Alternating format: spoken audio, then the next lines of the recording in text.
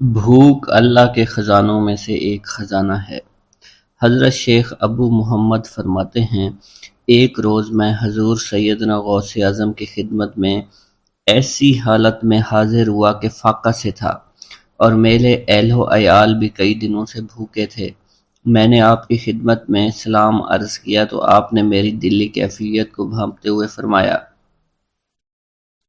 اے جونی، بھوک اللہ تعالیٰ کے خزانوں میں سے ایک خزانہ ہے، اور اللہ عز و جل جس کو دوست رکھتا ہے اس کو فاقہ کی نعمت عطا فرما دیا کرتا ہے۔ حضرت شیخ زین الدین فرماتے ہیں، ایک مرتبہ میں اور ایک میرا دوست حج کی ادائیگی کے بعد بغداد شریف آئے۔ بغداد شریف میں ہم کسی کو جانتے نہیں تھے اور ہمارے پاس صرف ایک قبضہ کمان تھی، جسے فروخت کر کے ہم نے کچھ چاول خریدے اور انہیں پکایا۔ ہم ان چاولوں سے سیر نہ ہو سکے اور نہ ہی ہمیں کوئی لطف محسوس ہوا۔ بعد ازاں ہم حضور سیدنا غوث اعظم کی محفل میں حاضر ہوئے تو آپ کچھ کلام فرما رہے تھے۔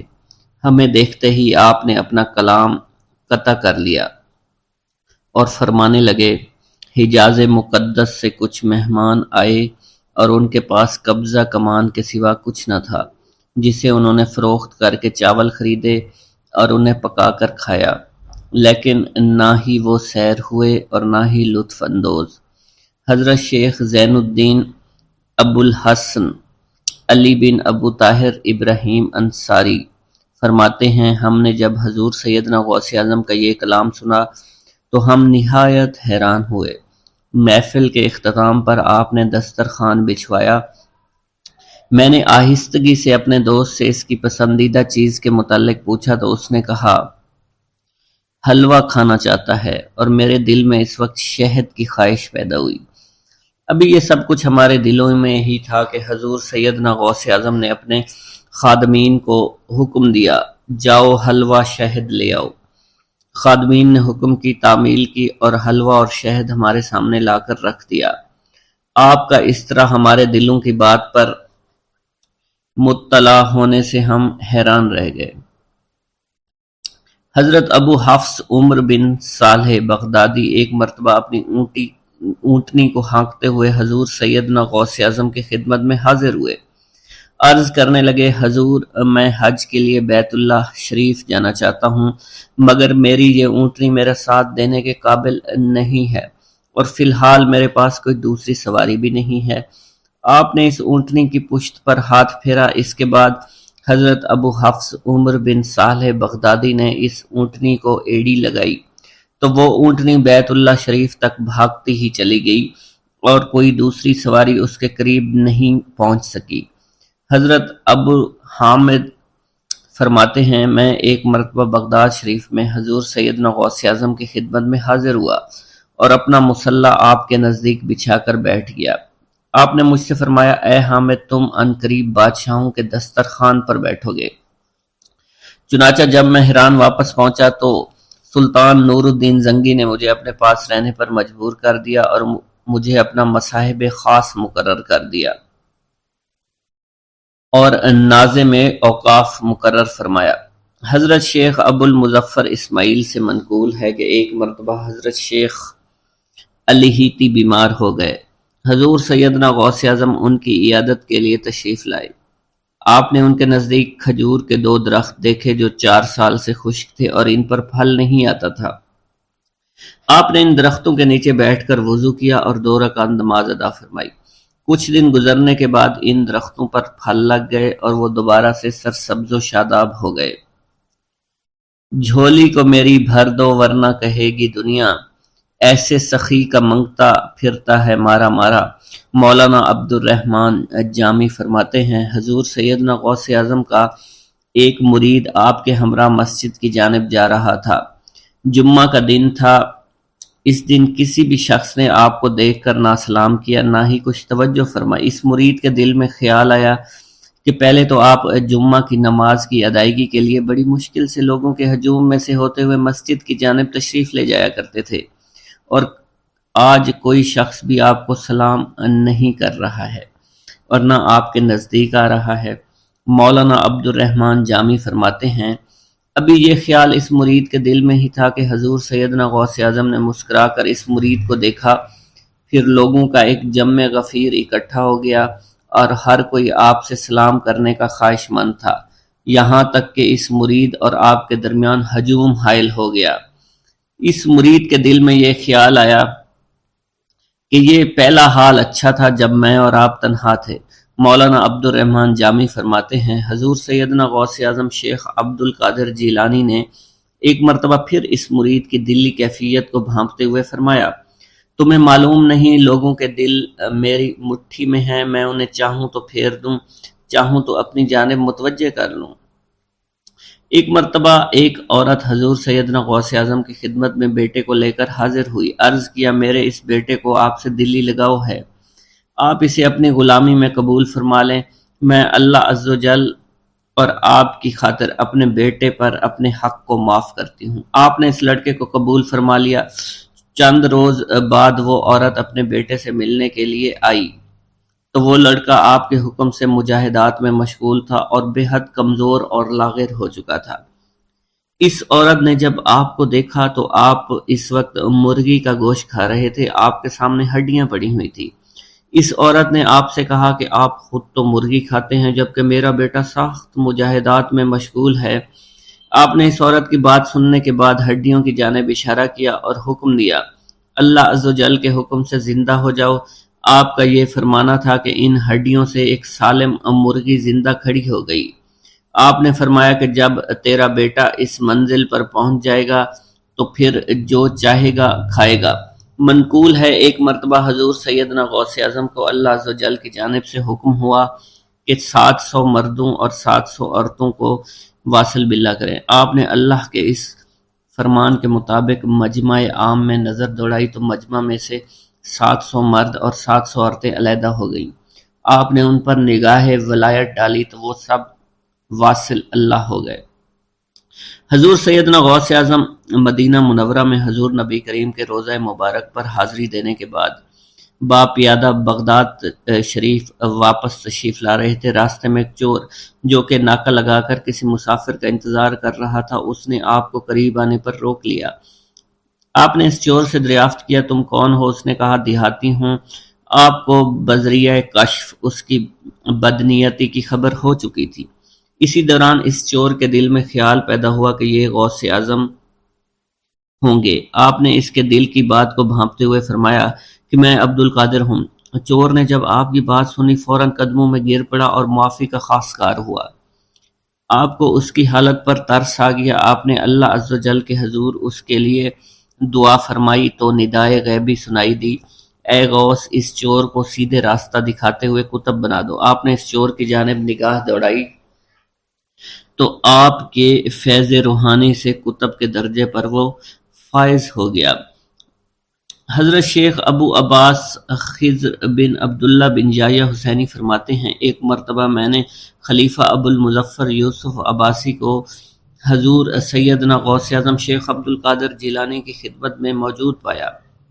اس نے آپ سے کسی کرامت کو دیکھنے کی درخواست کی اور کہا کہ اس سے میرا دل مطمئن ہو جائے گا۔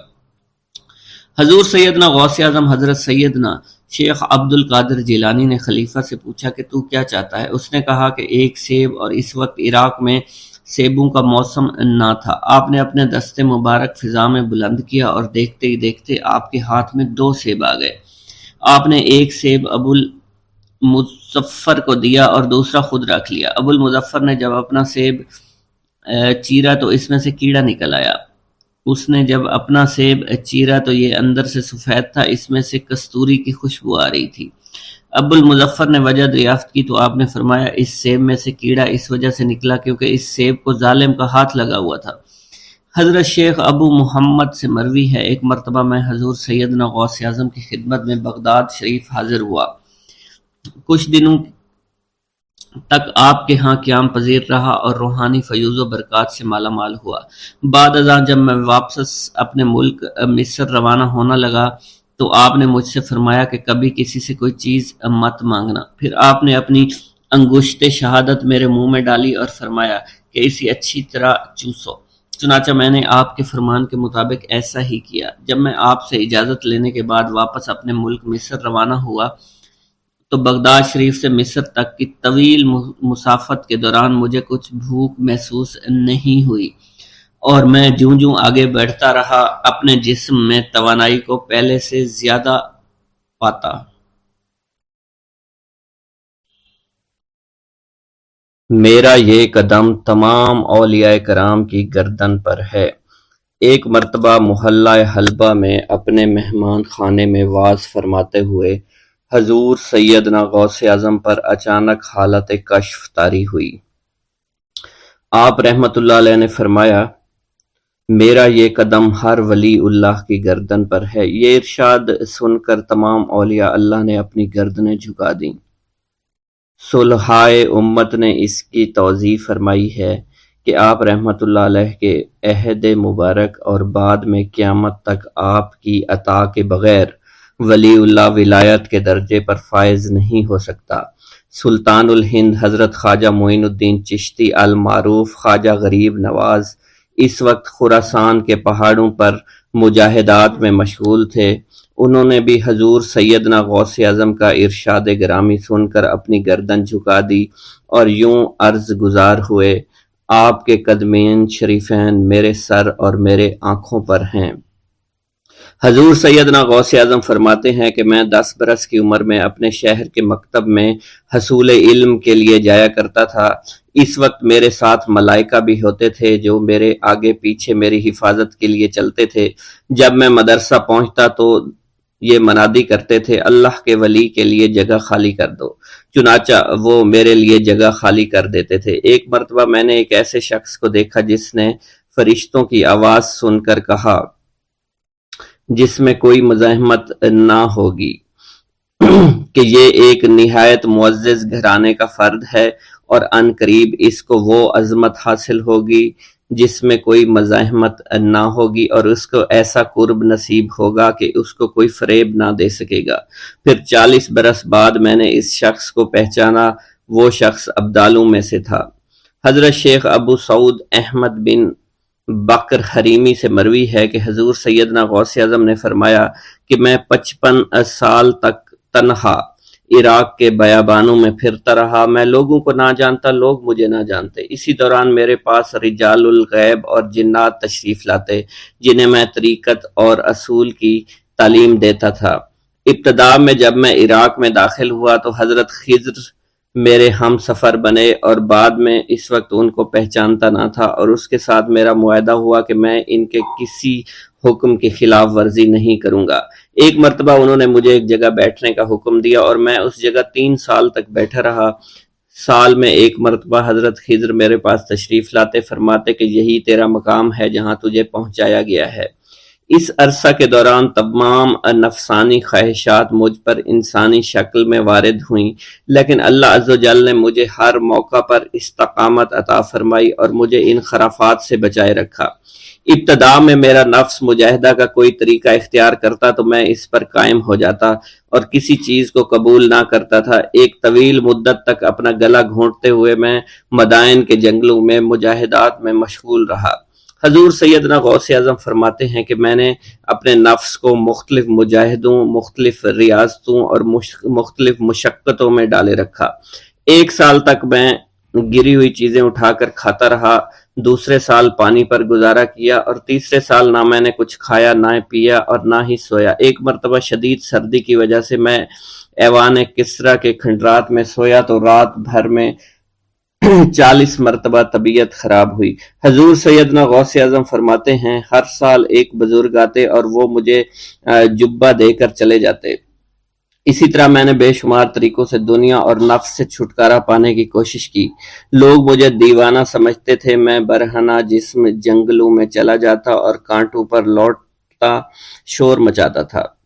میرا تمام بدن سے خون جاری ہو جایا کرتا تھا اور لوگ مجھے اٹھا کر شفا خانے لے جایا کرتے، جہاں میری حالت مزید بگڑ جاتی۔ ایک وقت ایسا بھی آیا جب مجھ میں اور مردہ میں کوئی فرق نہ تھا۔ لوگ کفن لے کر آئے، غسال کو بلوایا کہ وہ مجھے غسل دے دیں۔ ابھی انہوں نے مجھے غسل دینے کے لیے تختہ پر ڈالا ہی تھا کہ میری حالت درست ہو گئی۔ میں اٹھ کھڑا ہوا، طریقت کی ان پرخطر راہوں میں نہ تو میں کبھی خوف زدہ ہوا اور نہ کبھی میرا نفس مجھ پر غلبہ پا سکا اور نہ ہی دنیا کی آرائش مجھے حیران کر سکی۔ حضور سیدنا غوث اعظم فرماتے ہیں شیطان نے میرے گرد بے شمار جال بچھائے۔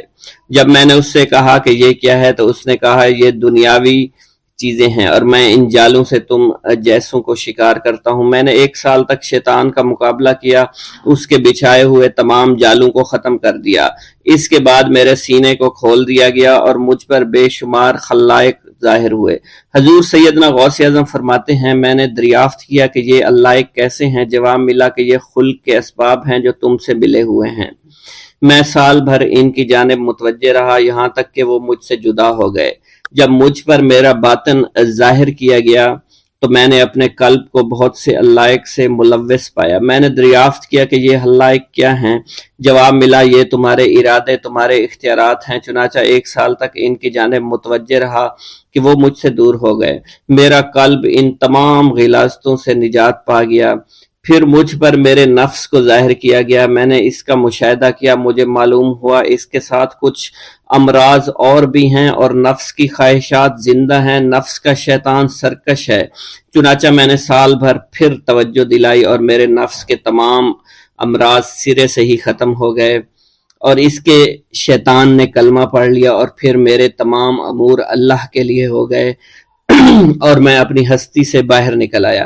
حضور سیدنا غوث اعظم فرماتے ہیں پھر میں توکل کے دروازے پر آیا تاکہ میرا مقصد پورا ہو، لیکن جب میں نے توکل کے دروازے پر پہنچا تو بے شمار لوگ موجود تھے۔ میں اس ہجوم کو چیرتا ہوا آگے بڑھا اور شکر کے دروازے پر پہنچ گیا، یہاں پر بھی لوگوں کا جمع غفیر موجود تھا، اس سے بھی چیرتا ہوا آگے بڑھا اور مشاہدہ کے دروازے پر پہنچ گیا اور یہاں پر موجود ہجوم کو چیرتا ہوا اندر داخل ہوا، حتیٰ کہ سب سے آخر میں مجھے فقر کے دروازے پر لایا گیا۔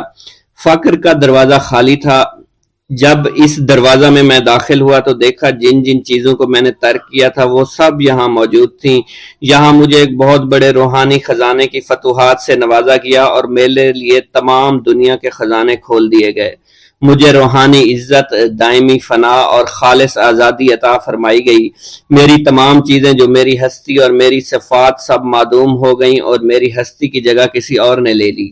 حضرت شیخ ابو سعید مخزومی نے حضور سیدنا غوث اعظم کو خرقہ خلافت سے نوازا اور فرمایا اے عبد القادر، یہ وہ خرقہ ہے جو حضور نبی کریم صلی اللہ علیہ وسلم نے حضرت سیدنا علی المرتضیٰ کو عطا فرمایا، اور حضرت سیدنا علی المرتضیٰ نے یہ خرقہ حضرت خواجہ حسن بصری کو عطا فرمایا تھا، جس سے ہوتا ہوا یہ خرقہ مجھ تک پہنچا، اور یہ تمہاری امانت تھی جو میں نے تم تک آج پہنچا دی ہے۔ حضور سیدنا غوث اعظم نے جب خرقہ مبارک کو زیب تن کیا تو آپ پر بے شمار انوار و تجلیات کی بارش ہونا شروع ہو گئی۔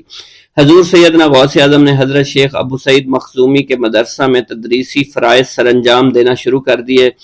آپ کے لیے فی الحال تدریسی مصروفیات کے علاوہ کوئی کام نہ تھا۔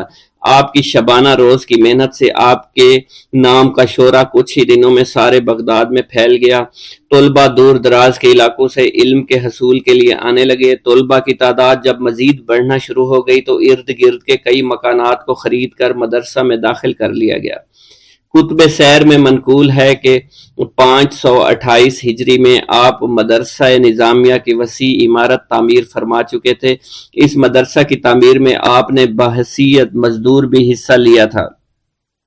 حضرت شیخ ابو الخشاب سے مروی ہے کہ میں جوانی میں جب علم نحو پڑھ رہا تھا تو لوگوں نے مجھے حضور سیدنا غوث اعظم کے پاس جانے کا مشورہ دیا، اور اس کی وجہ سے مجھے بھی اشتیاق ہوا کہ میں آپ کا واز سنوں۔ ایک مرتبہ کچھ لوگوں کے ہمراہ آپ کی مجلس میں دوستوں کے ہمراہ حاضر ہوا۔ آپ نے میری جانب توجہ کرتے ہوئے فرمایا ہماری صحبت اختیار کر لو۔ چنانچہ میں نے آپ کے فرمان کے مطابق آپ کی صحبت کو اختیار کر لیا۔ آپ نے مجھے علم نحو کے علاوہ علوم عقلیہ اور تقلد حاصل کیے جس سے مجھے کوئی واقفیت پہلے نہیں تھی۔ 1 سال کے عرصہ میں آپ کی نظر کرم سے میں نے وہ علوم حاصل کر لیے جو گزشتہ اتنی عمر گزارنے کے باوجود بھی مجھے حاصل نہیں ہوئے تھے۔ منقول ہے حضرت شیخ بقا بن بطو، شیخ علی بن ہیتی اور شیخ کیلوی جب حضور سیدنا غوث اعظم کے مدرسہ میں آتے تو جھاڑو دیا کرتے تھے اور چھڑکاؤ کرتے تھے، لیکن آپ کی اجازت کے بغیر کبھی اندر داخل نہ ہوتے تھے۔ اجازت ملنے کے بعد آپ حضرات اندر داخل ہوتے اور اجازت ملنے پر ہی بیٹھتے تھے۔ آپ سے امان طلب کرتے اور امان مل جانے کے بعد مؤدب ہو کر بیٹھ جاتے۔ جس وقت آپ کہیں جانے کا ارادہ کرتے تو یہ حضرات سواری کے ہمراہ چلتے۔ آپ انہیں اس فعل سے منع فرمایا کرتے تھے اور کہتے تھے کہ ہمیں آپ کے ذریعے قرب الہی حاصل ہوا ہے۔ حضرت شیخ محمد قائل الادنیٰ سے مروی ہے کہ ایک مرتبہ حضور سیدنا غوث اعظم سے دریافت کیا گیا کہ آپ کی بزرگی اور عظمت کا راز کیا ہے؟ آپ نے فرمایا کہ میں کبھی جھوٹ نہیں بولتا اور کبھی کسی سے کذب بیانی نہیں کرتا۔ بسم اللہ الرحمن الرحیم۔ منقول ہے کہ حضور سیدنا غوث اعظم کے زمانہ میں ایک مقرب کی ولایت سلب کر لی گئی۔ سب چھوٹے بڑے اس کو حقارت کی نگاہ سے دیکھنے لگے۔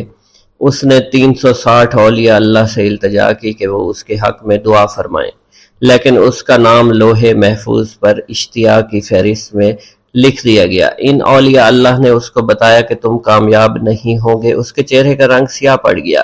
اس شخص نے حضور سیدنا غوث اعظم شیخ عبد القادر جیلانی کی خدمت میں حاضر ہو کر دعا کی درخواست کی۔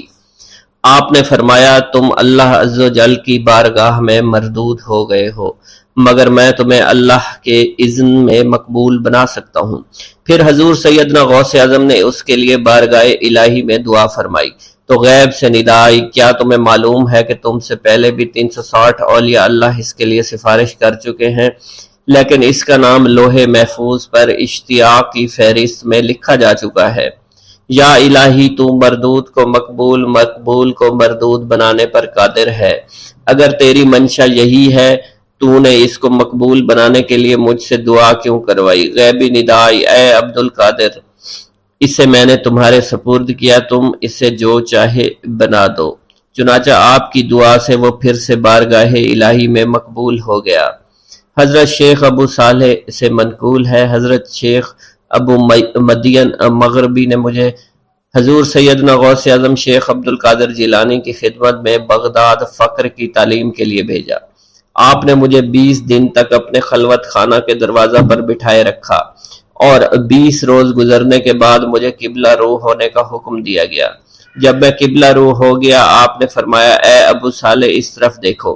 چنانچہ میں نے اس جانب دیکھا تو آپ نے فرمایا کیا دیکھ رہے ہو؟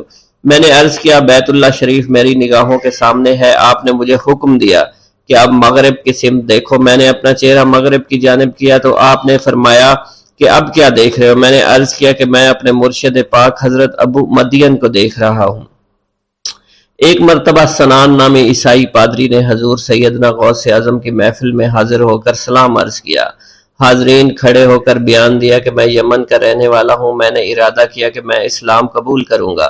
اسی دوران میرے دل میں خیال پیدا ہوا میں اس دور کی سب سے بہترین شخصیت کے دست مبارک پر کلمہ پڑھوں۔ اسی سوچ کے دوران مجھے نیند آ گئی۔ خواب میں مجھے حضور سیدنا عیسیٰ کی زیارت نصیب ہوئی۔ آپ علیہ السلام نے مجھ سے ارشاد فرمایا بغداد چلے جاؤ، شیخ عبد القادر کے دست حق پر اسلام قبول کرو، کیونکہ اس وقت وہ روئے زمین پر تمام لوگوں میں افضل اور اعلیٰ ہیں۔ حضرت شیخ عمر الحکیمانی سے منقول ہے، ایک مرتبہ حضور سیدنا غوث اعظم کی خدمت میں 13 لوگ دائرہ اسلام میں داخل ہونے کے لیے حاضر ہوئے۔ ان لوگوں نے بیان کیا کہ ہم عرب کے عیسائی ہیں اور ہم نے کلمہ پڑھنے کا ارادہ کر لیا ہے۔ ابھی یہ سوچ ہی رہے تھے کہ کس مرد کامل کے دست حق پر کلمہ پڑھیں گے۔ ہمیں ہاتف غیب سے آواز سنائی دی کہ بغداد جا کر شیخ عبد القادر جیلانی کے دست مبارک پر کلمہ پڑھو۔ حضرت شیخ زین الدین ابو الحسن علی بن ابی طاہر سے مروی ہے، فرماتے ہیں میں نے حضور سیدنا غوث اعظم سے علم حاصل کیا۔ اللہ عز و جل نے مجھے 1 سال میں اتنا علم دیا کہ دوسروں کو وہ علم 20 سال میں بھی نصیب نہ ہوا ہوگا۔ میں نے آپ سے مصر جانے کی اجازت طلب کی۔ آپ نے فرمایا تو دمشق پہنچ کر غازیوں کو مصر میں داخل ہونے کے لیے تیار پائے گا تاکہ اس پر قبضہ ہو جائے، مگر ان سے کہنا کہ وہ ہرگز کامیاب نہ ہوں گے، ہاں دوسری مرتبہ وہ کامیاب ہو جائیں گے۔ حضرت شیخ زین الدین فرماتے ہیں جب میں دمشق پہنچا میں نے وہی حال پایا جو آپ نے بیان فرمایا تھا۔ میں نے ان سے کہا تو وہیں نہ رکے۔ جب میں مصر پہنچا تو میں نے خلیفہ کو ان کو مقابلے کے لیے تیار پایا۔ میں نے خلیفہ سے کہا گھبراؤ نہیں، کامیاب ہو جاؤ گے۔ وہ فرماتے ہیں خلیفہ نے مجھے اپنا ندیم خاص مقرر فرمایا اور اپنے ہر راز سے مجھے واقفیت دے دی۔ پھر دوسری مرتبہ غازی آئے، انہوں نے مصر پر قبضہ کر لیا۔ مجھے حضور سیدنا غوث کے مطابق قول کے مطابق ہر ایک سے 1.5 لاکھ دینار ملے۔ مجھے مصر میں ہر خاص و عام میں مقبولیت حاصل ہوئی اور بے شمار لوگ میرے واعظ سے مستفید ہونے لگے۔ حضرت شیخ ابو الخیر سے منقول ہے، فرماتے ہیں میں شیخ ابو محمد حسن، شیخ ابو قاسم، شیخ ابو حفظ کی خدمت میں حاضر ہوئے۔ آپ نے فرمایا تم سب اپنی اپنی حاجات بیان کرو، میں انشاءاللہ تمہاری حاجات پوری کروں گا۔ شیخ ابو سعید نے کہا کہ میں ترک دنیا اختیار کرنا چاہتا ہوں۔ شیخ ابن قائد وانی نے کہا کہ مجھے مجاہدے کی قوت عطا کر دیجئے۔ شیخ بزاز نے کہا خوف الہی چاہتا ہوں۔ شیخ فارسی نے کہا اللہ کے ساتھ میرا ایک حال ہے جسے میں کھو بیٹھا ہوں، چاہتا ہوں میرا وہ حال لوٹ آئے۔ شیخ جمیل نے کہا میں حفظ کرنا چاہتا ہوں۔ شیخ عمر نے کہا میں علم کی زیادتی چاہتا ہوں۔ شیخ خلیل نے کہا میں چاہتا ہوں مجھے موت نہ آئے یہاں تک کہ مجھے مقام قطبیت پر فائز کیا جائے۔ شیخ ابو البرکات نے کہا کہ میں محبت الہی میں استغراق چاہتا ہوں۔ شیخ ابو عبداللہ نے کہا کہ میں نائب وزیر بننا چاہتا ہوں۔ شیخ ابو مفتوح نے کہا کہ میں خلیفہ کے گھر کا استاد بننا چاہتا ہوں۔ حضرت شیخ ابو الخیر فرماتے ہیں حضور سیدنا غوث اعظم نے فرمایا انشاءاللہ تم سب کی حاجات جلد پوری ہوں گی۔ چنانچہ آپ کا قول پورا ہوا اور تمام لوگوں کی حاجات پوری ہوئیں ماں سوائے شیخ خلیل کے، کیونکہ حضرت شیخ خلیل نے قطبیت مانگی تھی جس کا وقت ابھی نہیں آیا تھا۔ حضرت ابو اسعد عبداللہ سے مروی ہے کہ میری کنواری بیٹی فاطمہ گھر کی چھت پر چڑھی تو اسے کوئی چیز اٹھا کر لے گئی۔ اس وقت میری بیٹی کی عمر 16 برس تھی۔ میں حضور سیدنا غوث اعظم شیخ عبد القادر جیلانی کی خدمت میں حاضر ہوا اور سارا ماجرا ان کے گوش گزار کر دیا۔ آپ نے فرمایا تم آج رات کو کرخ کے ویرانے میں جاؤ اور تل خمس 5واں ٹیلا کے پاس جا کر بیٹھ جاؤ اور اپنے ارد گرد دائرہ کھینچ لو۔ دائرہ کھینچتے وقت بسم اللہ علی نیت عبد القادر کے الفاظ پڑھنا۔ جب رات بڑھے گی جنوں کے گروہ مختلف شکلوں میں تیرے نزدیک سے گزریں گے، تم انہیں دیکھ کر خوف زدہ مت ہونا۔ جب صبح ہو جائے گی تو جنوں کا بادشاہ جماعت کے ہمراہ گزرے گا، وہ تجھ سے تیری حاجت پوچھے گا، تو اسے بتانا عبد القادر نے بھیجا ہے اور میری حاجت یہ ہے۔ ابو سعید فرماتے ہیں میں نے حکم کی تعمیل کی، آپ کے فرمان کے مطابق ڈراؤنی شکلوں والے لوگ گزرے مگر دائرہ کے نزدیک کوئی نہ آ سکا، یہاں تک کہ صبح جنوں کا بادشاہ گھوڑے پر سوار ہو کر آیا۔ اس کے ساتھ ایک کثیر جماعت بھی تھی۔ اس نے مجھ سے کہا میری حاجت پوچھی۔ میں نے اسے حضور سیدنا غوث اعظم کا پیغام پہنچاتے ہوئے کہا اور اپنی حاجت بیان کی۔ میری بات سن کر وہ بادشاہ گھوڑے سے اترا، زمین کو بوسہ دیتے ہوئے دائرہ کے کنارے بیٹھ گیا۔ بادشاہ کے بیٹھتے ہوئی جماعت بھی بیٹھ گئی۔ پھر بادشاہ نے اپنی جماعت کے کچھ لوگوں کو حکم دیا جاؤ جس نے یہ کام کیا ہے اسے میرے پاس لے کر آؤ۔ چنانچہ وہ لوگ ایک سرکش جن کو پکڑ لائے جس کے ساتھ میری بیٹی بھی تھی۔ جنوں کے بادشاہ سے کہا گیا کہ یہ ملک چین کے سرکش جنوں میں سے ہے۔ بادشاہ نے اس جن کو مخاطب کرتے ہوئے کہا کہ تمہیں قطب وقت کے قدموں کے نیچے سے لڑکی اٹھانے کی جرت کیوں کر پیش ہوئی؟ اس سرکش جن نے کہا کہ میں اس لڑکی پر عاشق ہو گیا تھا۔ بادشاہ جن نے اس سرکش جن کو سر قلم کرنے کا حکم دیا اور میری بیٹی مجھے واپس لوٹا دی۔ میں نے بادشاہ جن سے کہا کہ تم نے حضور سیدنا غوث اعظم کا حکم بجا لانے میں کوئی کسر نہ چھوڑی۔ بادشاہ جن نے کہا کہ وہ گھر بیٹھے ہم جیسے سرکشوں کو دیکھ لیتے ہیں، خواہ کتنی ہی دور کیوں نہ بیٹھے ہوں۔ جب اللہ عز و جل کوئی کتب مقرر کرتا ہے تو اسے جن و انس پر قدرت عطا فرما دیتا ہے۔ تفریح الخاطر میں منقول ہے حضور سیدنا غوث اعظم کے وصال کے بعد ایک شخص جو کہ عرصہ دراز سے مرشد کامل کی تلاش میں تھا اور وہ آپ کا شورا سننے کے بعد آپ کی خدمت میں بغداد شریف پہنچا۔ جب اس شخص کو معلوم ہوا کہ آپ وصال فرما گئے ہیں تو وہ آپ کی قبر مبارک پر حاضر ہوا اور آداب زیارت بجا لایا۔ آپ اپنی قبر مبارک سے باہر تشریف لائے، اس کا ہاتھ پکڑ کر اسے سلسلہ عالیہ قادریہ میں بیعت فرما دیا اور اس کی جانب خصوصی توجہ فرمائی۔ حضرت ابو بکر ارقیمی فرماتے ہیں، میں ابتدائی عمر میں شتر بانی کا کام کیا کرتا تھا۔ ایک مرتبہ مجھے ایک شخص کے ساتھ حج کرنے کا اتفاق ہوا۔ اس شخص کو یہ خطرہ لاحق ہوا کہ وہ عنقریب مر جائے گا۔ اس نے مجھے ایک چادر اور 10 دینار دیے اور فرمایا، یہ میری امانت تم بغداد شریف واپس جا کر حضور سیدنا غوث اعظم شیخ عبد القادر جیلانی رحمۃ اللہ علیہ کی خدمت میں پیش کر دینا۔ حضرت ابو بکر الکیمی فرماتے ہیں کہ میں اس وصیت کے کچھ دنوں بعد اس شخص کا انتقال ہو گیا۔ میں جب بغداد شریف تشریف لایا تو لالچ میں پھنس گیا۔ میرے دل میں خیال آیا ان چیزوں کے متعلق کسی کو کچھ علم نہیں ہے، چنانچہ میں نے وہ چادر اور 10 دینار اپنے پاس رکھ لیے۔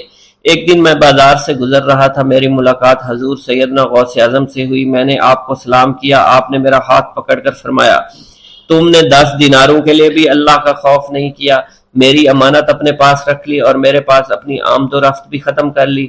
حضرت ابو بکر ارقیمی فرماتے ہیں کہ حضور سیدنا غوث اعظم کی بات سن کر مجھ پر غشی طاری ہو گئی، اور جب مجھے ہوش آیا میں نے وہ چادر اور 10 دینار لا کر آپ کی خدمت میں پیش کیے اور معافی کا خواستگار ہوا۔ واللہ عالم۔ ایک گاؤں کے بارے میں کہا جاتا تھا کہ جہاں قدرت کی بے پناہ نعمتیں تھیں، اللہ پاک نے وہاں کے لوگوں کو مالا مال کیا ہوا تھا۔ ایسی نعمتیں کہ جن نعمتوں کو دیکھ کر انسان اکثر مغرور ہو جایا کرتے ہیں، مگر وہاں پر کچھ مسلمان تھے، اور سب سے بڑی اور بری بات یہ تھی کہ وہاں کے تمام لوگ کافر تھے۔ وہ کفار اپنی دولت پر بہت فخر کیا کرتے تھے، کیونکہ ان میں ہر ایک انسان بہت دولت مند تھا، ہر ایک کے پاس بے بہا پیسے تھے، کسی کو پیسوں کی کمی نہیں تھی۔ وہاں کے سردار کی ایک اکلوتی بیٹی تھی جس کو سردار بے پناہ پیار کرتا تھا۔ اس سردار کی بیٹی بے پناہ مغرور، ظالم، گھمنڈی تھی۔ وہاں پر غریب لوگ صرف مسلمان ہی تھے، تمام کافر ایک دوسرے کی مدد کیا کرتے تھے، لیکن مسلمانوں کی مدد کرنے والا وہاں پر کوئی نہ تھا۔ وہاں پر انہیں کوئی دیکھنے والا نہ تھا۔ سردار کی بیٹی کو کالے جادو میں خوب مہارت حاصل تھی، اور وہ جادو کی وجہ سے وہاں پر رہنے والے غریبوں پر بہت ظلم کیا کرتی تھی۔ تمام مسلمان اس سے بے حد پریشان تھے، اور وہ لوگوں کو غلام بناتی اور مزدور بناتی تھی۔ اگر ان میں کوئی اس کی بات نہ مانتا تو اس کو قیدی بنا کر اپنے اشاروں پر نچایا کرتی تھی۔ اس بستی میں چونکہ اکا دکا مسلمان تھے جن کا کوئی پرسان حال نہیں تھا، کوئی بھی ان کو بچانے والا نہیں تھا۔ جب وہ سردار کی بیٹی کے ظلم حد سے بڑھ گئے تو مسلمانوں میں سے ایک بوڑھے شخص نے اللہ کے حضور گڑ گڑا کر دعائیں کی، اے اللہ، ہمارے چند نسلیں جو یہاں پر بچی ہوئی ہیں، ان نسلوں کو تو بچا لے۔ یہ سردار کی بیٹی جس نے ہمارا جینا دشوار کر رکھا ہے، یہاں کوئی بھی انسان ہمارا حال نہیں پوچھتا، اور نہ ہی ہمارے پاس مال و دولت ہے، اور نہ ہی ہمارے پاس جسمانی طاقت بچی ہے۔ یا اللہ، ہمارے لیے کوئی ایسا بندہ بھیج جو نہ صرف طاقتور ہو بلکہ اس جادوگرنی یعنی سردار کی بیٹی کو بھی ہرا سکے۔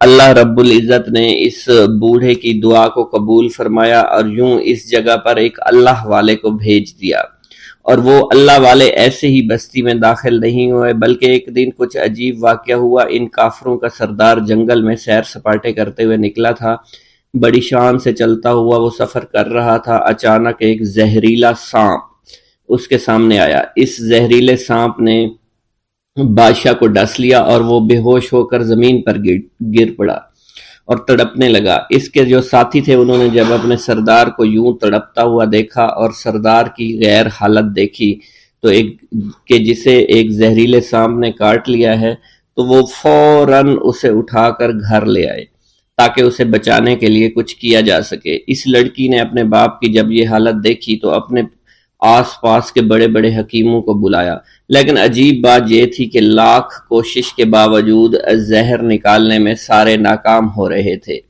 اور زہر تیزی کے ساتھ اس کے جسم میں پھیلتا چلا جا رہا تھا۔ لیکن اسی وقت وہاں ایک درویش کی آمد ہوئی، ایک اللہ والے آئے، ان اللہ پاک نے اس مقصد کے تحت وہاں بھیجا تھا۔ اس اللہ کے ولی نے سردار کے گھر پر پہنچ کر دروازے کو کھٹکھٹایا۔ نوکروں نے پوچھا کون ہو، کس سے ملنا ہے؟ اس نے کہا میں نے سنا ہے کہ یہاں کے سردار کو سانپ نے ڈس لیا ہے۔ نوکر کہنے لگے کہ تمہیں کیسے پتا چلا کہ یہاں کے سردار کو سانپ نے ڈس لیا ہے؟ تم تو ہمیں اجنبی لگتے ہو، ہم نے تمہیں آج تک یہاں نہیں دیکھا ہے۔ اس نے کہا میں مسافر ہوں اور مجھے خبر ملی ہے کہ یہاں کے سردار کو ایک زہریلے سانپ نے ڈس لیا ہے اور کوئی بھی اس کا علاج نہیں کر پا رہا۔ نوکروں نے کہا تم کون ہو؟ اللہ والے نے کہا میں حکیم ہوں اور میں ان کے علاج کی غرض سے یہاں آیا ہوں۔ وہ نوکر اللہ والے کی حالت دیکھ کر ہنسنے لگے، کیونکہ آپ نے پھٹے پرانے کپڑے پہن رکھے تھے اور دیکھنے سے بہت غریب معلوم ہوتے تھے۔ وہ نوکر کہنے لگے کہ اتنے بڑے سردار کا علاج کرو گے؟ ارے یہاں تو اس کے پاس بڑے بڑے حکیم بلائے گئے ہیں، ہمارے سردار کے پاس پیسوں کی کوئی کمی نہیں ہے، اور وہ تم جیسے غریب سے بھلا کیوں علاج کروائیں گے؟ درویش نے کہا اگر تم چاہتے ہو تمہارے سردار کی جان بچ جائے پھر مجھے اندر جانے دو۔ غلام کہنے لگا ٹھیک ہے، ہم اندر جا کر اجازت لے کر آتے ہیں۔ نوکر اندر گئے، سردار کی بیٹی سے کہا ایک غریب آیا ہے، کپڑوں سے فقیر معلوم ہوتا ہے، لیکن کہتا ہے میں سردار کا علاج کر سکتا ہوں اور میں سردار کا علاج کروں گا۔ جو زہر تیزی کے ساتھ جسم میں پھیل رہا ہے میں اس کو باہر نکال پھینک کروں گا۔ اس کی بیٹی کہنے لگی ٹھیک ہے بلا لو۔ جب وہ اللہ والے اس کے گھر کے اندر گئے تو دیکھا سردار تڑپ رہا تھا، ٹانگ کو بار بار بستر پر پٹخ رہا تھا۔ اللہ والے نے اس کے پیر کی طرف دیکھا جہاں سانپ نے اس کو کاٹا تھا، اسی جگہ اللہ والے نے تھوک دیا، فوراً وہاں سے بھاگ گئے۔ اس کے سارے سپاہی اس کی بیٹی دیکھ کر حیران رہ گئے کہ یہ بھلا کون سا دیوانہ ہے، کمرے میں آیا، علاج کی بجائے اسی جگہ پر تھوک دیا جہاں صرف کاٹا تھا، اور بھاگ بھی گیا، اس کو کوئی گرفتار نہیں کر سکا۔ سردار کی بیٹی غصے میں تل ملا اٹھی کہ اس نے جو گستاخی کی ہے اس کی کوئی بات نہیں، تھوک کو میں صاف کروا دوں گی، مگر اس کو تو میں ابھی گرفتار کرواتی ہوں۔ اور اس نے اپنے سردار کے ایک نوکر سے کہا کہ اس تھوک کو صاف کرو۔ اس نوکر نے تھوک کو صاف کرنے کی بجائے اس کو اچھی طرح سے ٹانگ پر مل دیا۔ لڑکی نے کہا کیا کر رہی ہو؟ اس فقیر نے میرے باپ کی ٹانگ پر تھوک دیا، اب اس تھوک کو تم مل رہے ہو؟ حکیم نے اپنے ہاتھ کے اشارے سے سردار کے بیٹے کو روک دیا۔ جیسے اس تھوک کو سردار کی ٹانگ پر ملا گیا فوراً سارا زہر ختم ہو گیا۔ جو ٹانگ کٹنے کے قابل تھی وہ ٹانگ بالکل ٹھیک ہو چکی تھی، جو نیلی پڑ چکی تھی اب اصلی حالت میں آہستہ آہستہ واپس آ رہی تھی، اور جب وہ قبیلے کا سردار بالکل ٹھیک ہو گیا، ہوش میں آ گیا تو حیران رہ گیا۔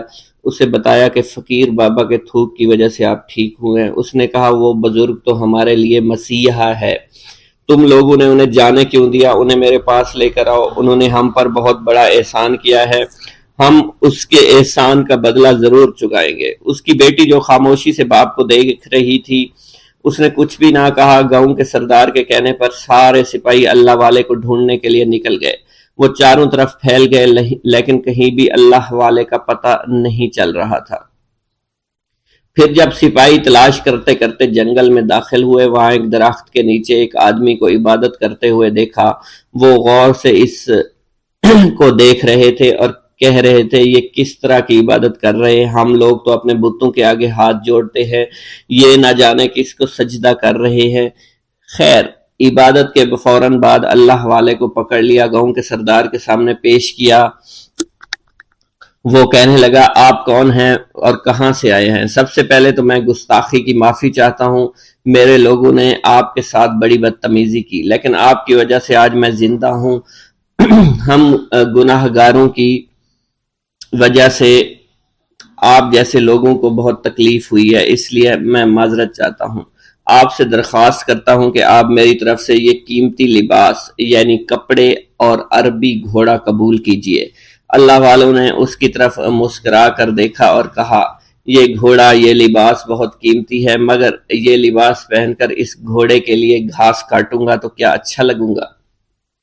سردار نے کہا فکر نہ کریں، گھوڑے کے ساتھ ساتھ ہم آپ کو نوکر بھی دیں گے۔ اللہ والے نے کہا کہ اتنی مال و دولت اور نوکروں کے ساتھ میں اکیلا رہوں گا؟ گاؤں کا سردار بولا حضور آپ کی یہ بات سن کر میں سوچ میں گم ہو گیا ہوں، لیکن یہ میری بیٹی آپ کے سامنے حاضر ہے۔ بیٹی حیرت سے اپنے باپ کو دیکھ رہی تھی کہ میرا باپ اب کیا کہنے والا ہے۔ سردار نے کہا میری بیٹی جسے آپ نے دیکھ لیا ہے اس کی شادی میں آپ سے کر دوں گا، مگر ایک شرط ہے کہ آپ کو اپنے مذہب کو چھوڑنا پڑے گا۔ میرے سپاہیوں نے آپ کو عبادت کرتے ہوئے دیکھا ہے، جہاں تک ہمارے معمولات ہیں ہم بتوں کے آگے سجدہ کرتے ہیں اور ان کی عبادت کرتے ہیں، اور آپ جس کے آگے سجدہ کرتے ہیں وہ اللہ ہے، یعنی آپ مسلمان ہیں، اس لیے آپ کو اپنا مذہب چھوڑنا پڑے گا۔ کیا آپ ایسا کر سکتے ہیں؟ اللہ والے نے کہا کہ مجھے ایک بات بتائیے، آپ سب کچھ دیکھ رہے ہیں، آپ نے مجھے یہ بھی دعا دی کہ میری اولادیں ہوں اور آپ کی نسل آپ کی بیٹی سے چلے گی۔ مجھے ایک بات بتائیں، اگر ان بچوں میں سے کسی بچے کو خدا نہ خواستہ کچھ ہو گیا تو کس کو رونا پڑے گا؟ سردار نے جواب دیا اگر خدا نہ خواستہ کچھ ایسا ہوا تو رونا مجھ کو ہی پڑے گا۔ اللہ والا نے مسکرا کر کہا اگر یہ سارا مال لے کر مجھے رونا ہی پڑا تو آپ اپنا گھوڑا، اپنی دولت، اپنی بیٹی، ہر چیز اپنے پاس رکھ لو۔ میں خوش ہوں، میں مسلمان ہوں، میں ٹھیک ہوں۔ اگر یہ تمام چیزیں لے کر مجھے اپنا محلہ چھوڑنا پڑے تو میں اپنی جان دے کر بھی اپنے مذہب کو نہیں چھوڑوں گا۔ جس طرح آپ نے مجھے نوازا ہے، میں اسی رب کے دین کو چھوڑ کر چلا جاؤں گا۔ صرف چند پیسوں کی خاطر میں ہر دن پیسہ نہیں کر سکتا، اور اپنی درویشی میں میں بہت خوش ہوں۔ اللہ نے مجھے جس مقصد کے لیے بھیجا تھا وہ میرا مقصد پورا ہو جائے گا۔ گاؤں کے سردار نے پوچھا، یہ کہہ کر وہ اللہ والے جانے لگے تو سردار نے درویش کو رک جانے کا کہا اور کہنے لگے میں نے مال دے کر تمہیں آزمایا اور تمہیں پرکھا، لیکن تم اپنے مذہب کو چھوڑنے پر راضی نہیں ہو۔ اگر تم یہی سب کرنے آئے تھے تو تمہیں اس بات کا ڈر نہیں؟ کیا تم نہیں جانتے ہم کتنے طاقتور ہیں، اور میری بیٹی اپنے عمل میں اتنی ماہر ہے کہ تمہیں یہاں کھڑے کھڑے ابھی جنگلی جانور بنا سکتی ہے۔ اللہ والے نے کہا کہ اس نے جنگلی جانور کمزور لوگوں کو بنایا ہوگا، یہ مجھے جانور بنا کر تو دکھائے۔ اس سے پہلے کہ گاؤں کا سردار اپنی بیٹی سے کچھ کہتا کہ اس پر وار کرو، اللہ والے نے جادوگرنی پر ایسی پھونک ماری کہ وہ اسی وقت ایک بہت بڑی چھپکلی بن گئی۔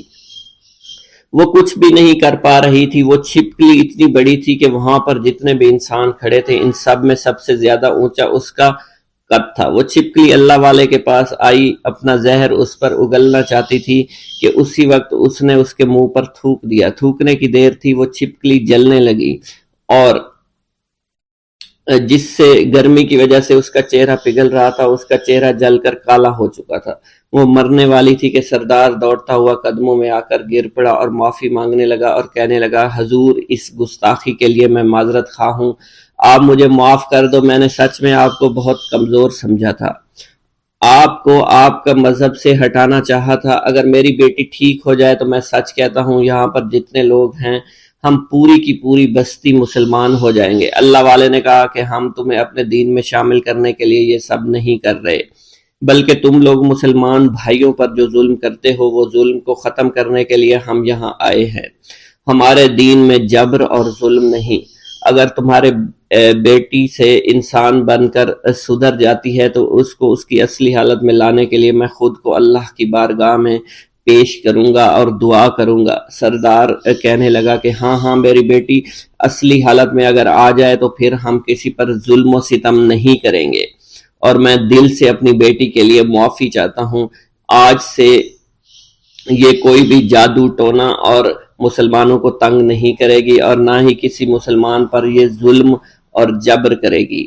بس آپ اسے دوبارہ سے انسان بنا دے۔ اللہ والا نے چھپکلی پر دوبارہ سے پھونک ماری تو پھر سے انسان بن گئی، اور اللہ والے کے قدموں سے وہ لپٹ گئی، کہنے لگی مجھے معاف کر دیجئے، مجھے معاف کر دیجئے، میں نے اپنے آپ کو بہت طاقتور سمجھا۔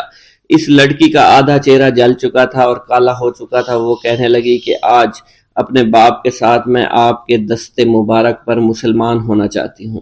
میں وعدہ کرتی ہوں کہ آج سے اس بستی پر کوئی بھی کافر کسی مسلمان کے ساتھ بدتمیزی نہیں کرے گا، زیادتی نہیں کرے گا، ظلم اور جبر نہیں کرے گا، بلکہ ہم سب یہاں مل جل کر رہیں گے اور بھائی چارے کے ساتھ رہیں گے۔ ہم سب مسلمان ہو جائیں گے اور پھر یوں اللہ والے کے ہاتھوں پوری بستی کا سردار اور اس کی بیٹی نے اسلام قبول کر لیا، اور سردار نے اللہ والے سے اپنی بیٹی کا نکاح کر دیا، اور پھر اس بستی میں ہمیشہ کے لیے امن و امان قائم ہو گیا۔